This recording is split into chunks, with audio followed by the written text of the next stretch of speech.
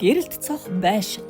Төрийн бус байгууллага Америкийн нэгдсэн улсын засгийн газрын Fulbright Specialist хөтөлбөрт өргөдөл гаргаж дэмжигдсэн юм.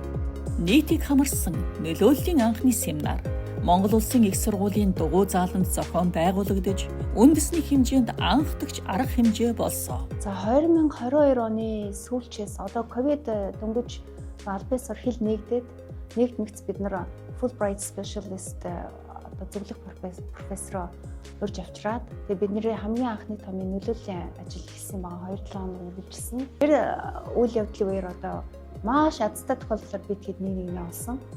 Оюутны хөгжлийн газрынхан социологийн техникийн багш нар одоо бид нар хөшин бэрхшээлтэй оюутнуудад дэмжлэг үзүүлмээрэн, дэмжмээрээ суралцгууд явцыг. Гэхдээ яг юу хийхийг мэдэхгүй байна. Одоо олон улсын практик туршлага юу гэх юм бэ гэж анх оюутны хөгжлийн газрын одоо оюутны төгсгч хэлцээний дарга тэр үед байсан удирдах ажилтан ингэж тосож авч уулзаа. За тэндээс бид нэр хамтын ажиллагаа эхэлсэн. Тэгээ санаачлалыг бол Мойс маань өөрөө гаргацсан байсан.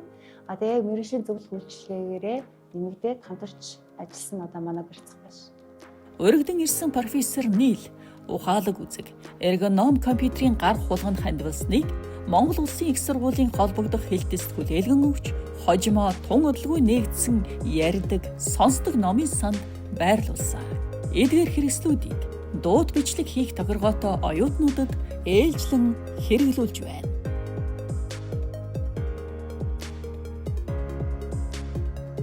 Нөлөөллийн ажлаас эхлээл Мойсийн удирдлага дэмжээл одоо үнэхээр хүртээмжийн асуудал байна. Хөшин бэрхшээлтэй оюутнуудаа тохируулах үйлчлэгийг дэмжих асуудал байна гэдгийг хүлээн зөвшөөрөөд цаашаа энэ мэргэжлийн зөвлөх үйлчлэгээ үргэлжлүүлээ бидэнтэй хамтраад ажиллаа гэдэг ийм одоо хүлээн зөвшөөрч энэ хүслийг тавьсан. Тийм ч учраас одоо өнөөдөр хүртэл энэ үйлчлэгээ маань ингээд чимхээр урагшсаар л байна.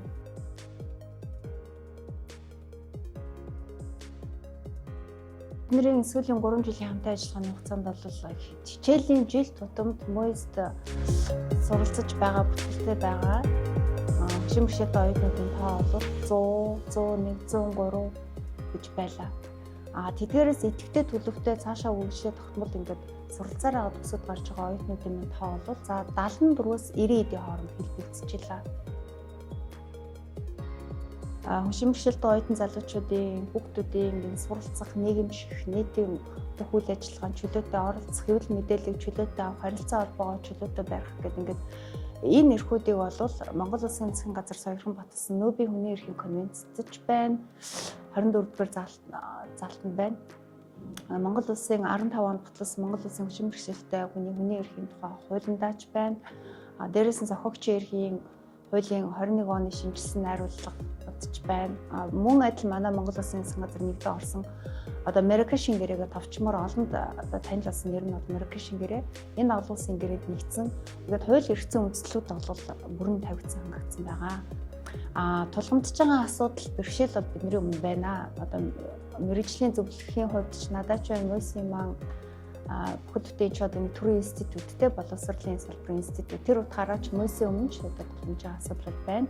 Гэтэ бид нар яг гол хэрэгжихгүй байгаа тохиолдол юу вэ гэх юм бол дандаа техник, технологи, хүний нөөц тэрийг хийгээд суух тогтмол ажилтан хүний нөөц тэгээ тэрнтэй уялдаа холбоотой төсөл санхүүжилтийн асуудал тулгамдж байна. Одоогоор бол хөгжлийн бэрхшээлтэй суралцагчид тэдний үйлчлэгийг хариуцсан нэг мэрэгчлэлтэн байгаа. Тэгэхээр энэ хүмүүс маань Монгол улсын их сургуулийн хэмжээний бүх оюутнууд гэхээр нэг мэрэгчлэлтэн гэхээр бас хүртээмжийн талаас нэг талаасаа бас дутмаг. Цаашдаа бол энэ хүний нөөц талаа анхаарад энэ мэрэгчлэлт нь бол илүү цааш яг энэ чиглэлээр мэрэгчлийн төвшөнд мэрэгшүүлэх, дадлагжуулах энэ шаардлага бол зайлшгүй байгаа.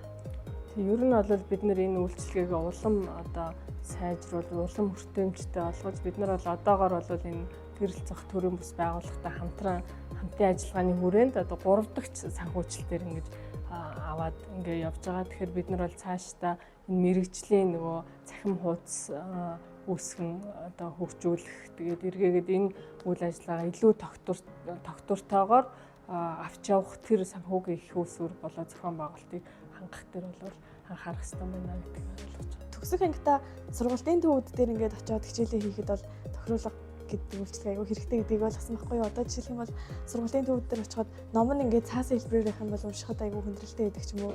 Цаашаа бидний зорж байгаа дахиад нэг их том ажил бол захин системийг хөгжүүлээд тэр системээрээ одоо энэ зохицуулагч нь бүх тохируулгуудаа хянаад оюутнуудаа харилцаад энэ оюутны нууцтай хувийн эмзэг мэдээллүүдийг тэндээ хадгалаад тийшээ өөр дуртай хүн нэвтрэх боломжгүй байхаар ийм зохицуултыг хийх юм бол оюутнууд маань энэ бүтээмжгүй орчинд нааш засааж зорчих уулзах хэрэгцээнд багасна, хүндрэл нь багасаад ирнэ. Багш нартайгаа харилцах, оюутнуудаа эргээд харилцах, тохируулгын хэрэгжлийг хямжих, эргээд судалгаа болж өгөх юм дата мэдээлэл бас тэр системд мануулдаг байхгүй юу? Тэгэхээр олон төрлийн одоо ач холбогдолтой л да бидний дараагийн хийх том алхам бол энэ системийг хөгжүүлэх байна.